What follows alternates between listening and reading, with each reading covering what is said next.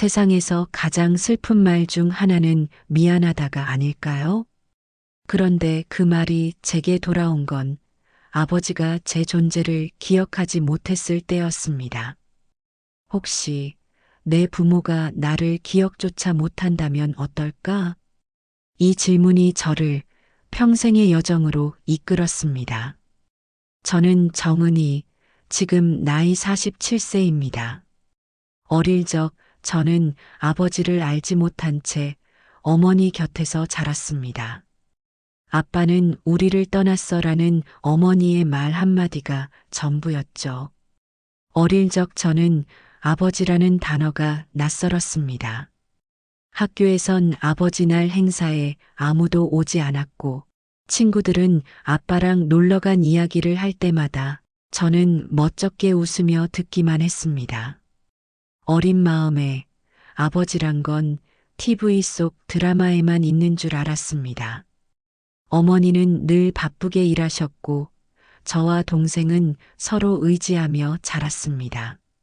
어머니는 강한 분이셨지만 가끔 깊은 한숨을 쉬는 걸 저는 알아챘습니다. 그 한숨 속에 무언가 감춰진 이야기가 있다는 걸 말이에요. 그러던 어느 날 서랍 속에서 한 통의 오래된 편지를 발견했습니다. 손때 묻은 봉투 안엔 낯선 필체로 적힌 글이 있었어요. 편지엔 딸에게 미안하다, 보고 싶다는 말이 담겨 있었고, 언젠가 내가 날 찾게 되면 이 편지를 보고 이해해줬으면 한다는 말까지. 그 순간 저는 확신했습니다. 이 사람이 내 아버지일지도 모른다고. 혼란스럽고 두려웠지만 마음 한편에 피어오른 갈망은 점점 커져갔습니다. 그날 밤 저는 결심했어요. 아버지를 꼭 찾아야겠다고. 편지 속 이름은 흐릿했고 주소도 낡아 있었습니다. 저는 지역 도서관, 주민센터, 인터넷 등을 뒤졌고 옛 동네 어르신들을 수소문하며 하루하루 단서를 모았습니다. 어떤 날은 빈손으로 돌아오기도 했고 어떤 날은 아주 작은 정보 하나에 희망을 품기도 했습니다. 오래된 주소를 찾아 그 지역을 방문하기도 했고 폐가가 된 옛집 앞에 혼자 서 있던 날도 있었습니다. 그러던 중 한 어르신이 그러더군요. 이철수라면 예전 공장 다니던 청년 말이지? 요즘은 요양원에 있다는 말 들었네. 저는 망설임 없이 그 요양원으로 향했습니다. 비 오는 날 저는 요양원 문 앞에 섰습니다. 손에는 사진 몇 장과 편지 복사본을 들고 있었죠. 그 문 앞에서 저는 깊게 숨을 들이마시며 생각했습니다. 이 문을 열고 들어가면 내 인생의 절반이 달라질지도 몰라. 문을 열고 들어가자 창가 옆에 한 노인이 앉아 있었습니다. 그분은 조용히 창밖을 바라보고 있었죠. 하얀 머리, 깊은 주름, 그리고 어딘가 먼 곳을 보는 듯한 눈빛. 저는 조심스럽게 다가가 말했습니다. 아버님, 안녕하세요. 저는 정은이라고 합니다. 혹시 저를 기억하시나요? 그분은 천천히 고개를 돌렸지만 표정엔 낯설미 가득했습니다. 죄송합니다. 제가 기억이 잘... 그 순간 제 안의 모든 기대가 무너졌습니다.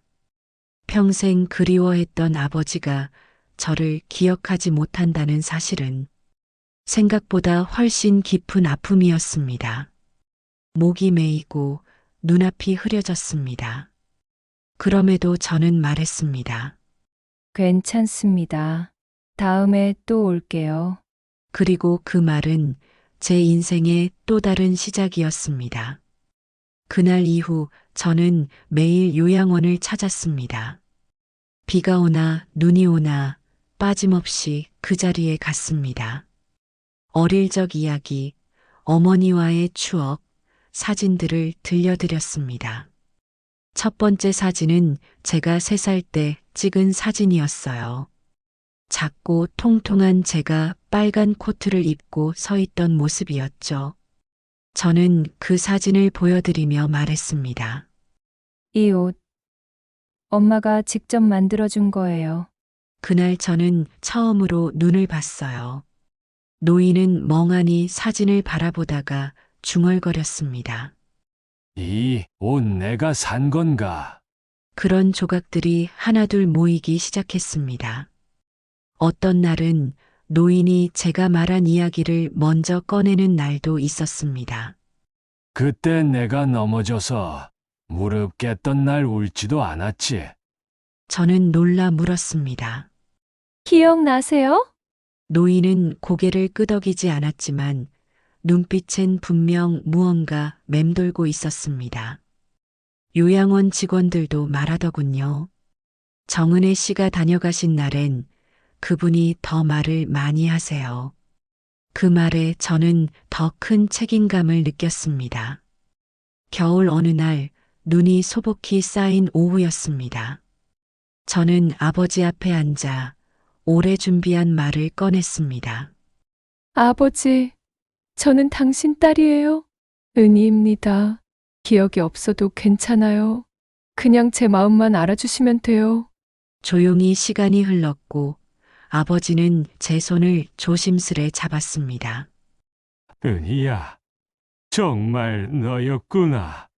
미안하다. 많이 기다렸지? 그 순간 저는 울음을 참지 못했습니다. 기억은 온전치 않았지만 그 말 하나로 40년 그리움이 눈 녹듯 사라졌습니다. 그 후로도 저는 꾸준히 요양원을 찾았습니다. 아버지는 여전히 많은 걸 기억하지 못하지만 제 이름은 잊지 않게 되었습니다. 손을 잡을 땐 더 단단히 쥐어주시고 이젠 먼저 오늘은 무슨 이야기 해줄 건데? 라고 묻기도 하십니다. 어머니에게도 이 이야기를 전했습니다. 어머니는 한참을 말없이 있다가 조용히 눈물을 닦으셨습니다. 그래도 너 만나게 해줘서 참 다행이다. 동생은 제게 말했죠. 누나 덕분에 우리도 아버지를 다시 만난 거야. 고마워. 가족은 피보다 마음으로 연결된 존재입니다. 기억은 사라질 수 있지만 사랑과 용서, 진심은 남습니다. 여러분은 어떻게 생각하시나요? 혹시 당신을 기억하지 못하더라도 당신이 끝까지 기억하고 싶은 사람이 있나요? 오늘 그 사람에게 마음의 편지를 전해보세요. 그리고 잊지 마세요. 진심은 언젠가 반드시 닿습니다. 끝까지 시청해주셔서 감사합니다. 그리고 구독과 좋아요 부탁드립니다.